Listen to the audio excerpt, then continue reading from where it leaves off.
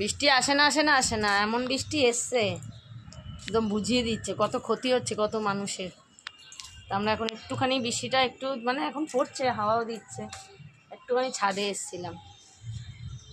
আমাদের দোকানে অনেক জল ঢুকে গেছে জানেন, প্রচুর জল ঢুকে গেছে।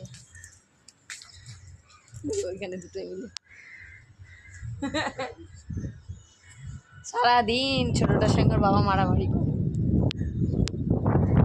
ছোটকে আদর করতে হবে, ছোটটা ওরকম করবে ওর বাবার সাথে। তো চলুন একটু হাওয়া খাই, ঘরে চলে যাও, বৃষ্টি আবার পড়ছে ফোটা ফোটা।